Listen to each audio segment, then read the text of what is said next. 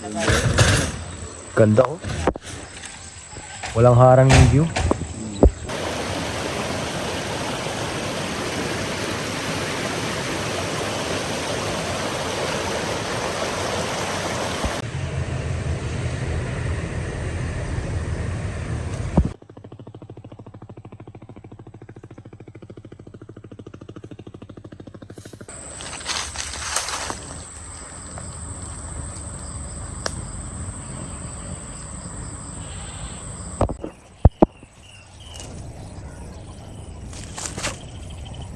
Hello, good day po sa inyo lahat. Si Nathan po. Ayan, kamusta?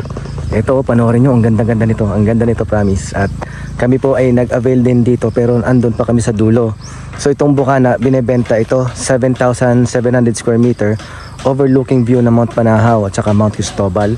At sa left side, may view din po ng Mount Malarayat. So parang panoramic view. Kaya lang may harang. Medyo maharangan ngayon sa screen kasi rambutanan. The property is ito po, itong rambutanan farm to. Punong-puno siya ng rambutan. Dito ko lang po kinuha yung view kasi ito po yung hawan, ito yung malinis. Pero pag nalinisan po yan, ganyan na ganyan din po ang view. Literal na literal. Mas malawak pang haw kasi may view pa siya dun sa kaliwa. Itong property na to. Ito po ay tabing-tabing kalsada, nasa around 80 to 100 meters po yung frontage. Malapad po talaga.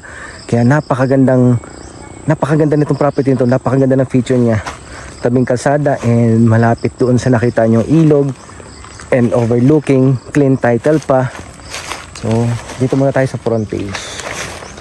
Yan, dito makikita nyo yung kalsada, two-way lane. Ito yung kahabaan niya, ito yung kahabaan ng frontage niya. Itong madamo na to. And kasalukuyan po may ginagawa ngayon dito sa mga linya ng kuryente. Inaayos po yung kuryente may inaayos po sila kasi may linya po rin po ito ng internet, may linya ng tubig, malakas po ang linya ng tubig. Ayan. So patag po yung properties, konting-konting slope lang kagaya nung unang clip na may yung malawak, yung hawan, yung malinis na lupa.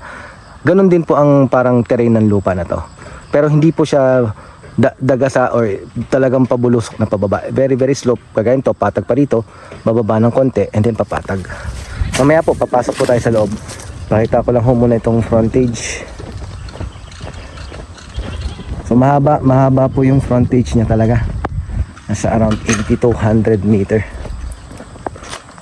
Teka, focus ko lang muna video, tatanong ko hanggang saan pupunta na si Boss Atan. Pero habang di pa tayo napunta doon sa pinaka bukana, kasi yun ang una doon tayo magagaling from town proper ng Dolores. Dito po talaga manggagaling. So ito, dito may slight opening at yan, may pathway. Ayan, ang ganda ang lilim dito. Tapos ano siya, yan patag siya slope siya, slope. Pero hindi siya hindi siya padulas, hindi siya pababang pababa. Yan, makikita nyo naman po yung degree ng kanyang pagkapatag niya mula doon sa taas. So yun po ang kalsada. And ito yan, namamatag na dahan-dahan. Gradual na po. Tapos ang daming rambutan. So yun ang frontage. Yun na yung dulo kasi may bahay. May bahay po doon, may bakod na po doon. So obviously yun na po yung hangganan nitong property. So squared shape po talaga siya.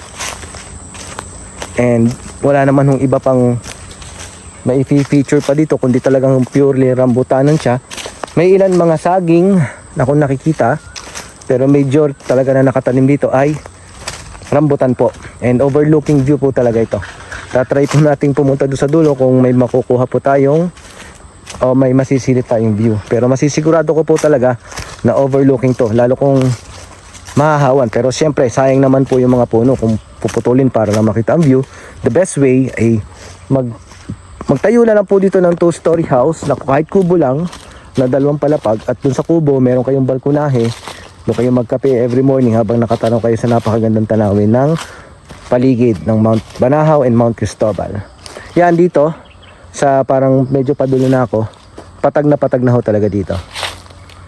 So ganun ang ng lupa, terrain, gradual slope and then papatag na po dito. Maganda pa rin talaga, promise, maganda po ito.